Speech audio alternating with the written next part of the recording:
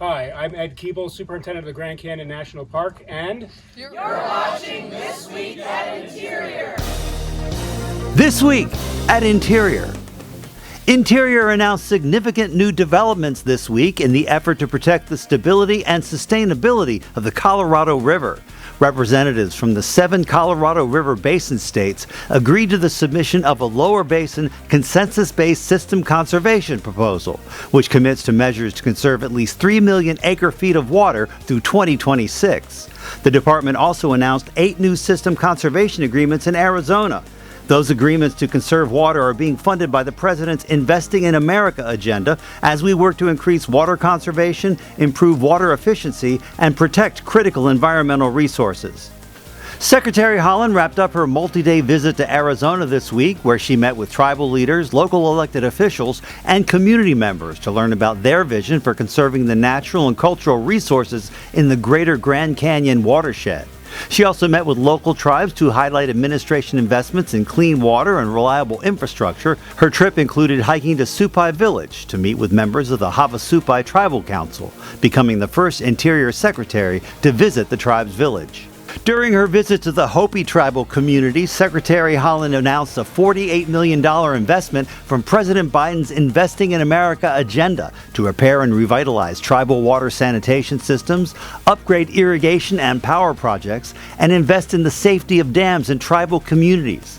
This includes $6.6 million to replace the existing water distribution system in Keams Canyon, which will help ensure that Hopi residents can receive safe, arsenic-free water. The bipartisan infrastructure law invests more than $13 billion directly to tribal communities across the country, including $250 million over 5 years for tribal dams and water projects.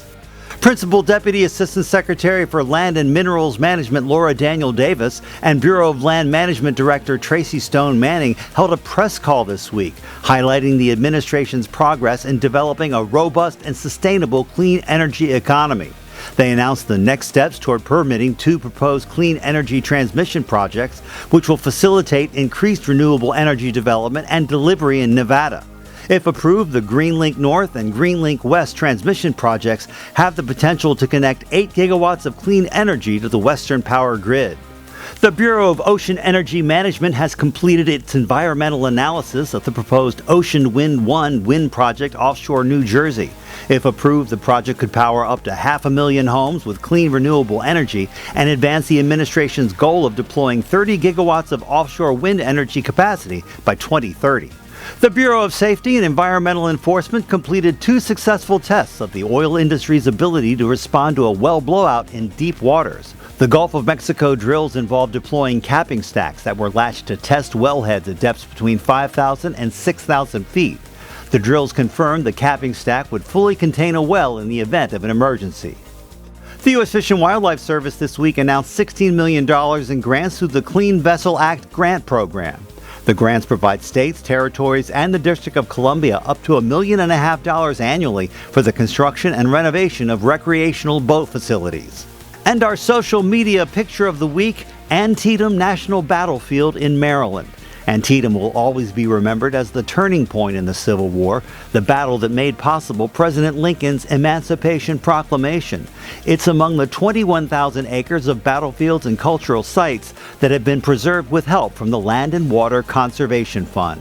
Make sure you follow us on Facebook, Instagram, Twitter, and YouTube. That's This Week at Interior.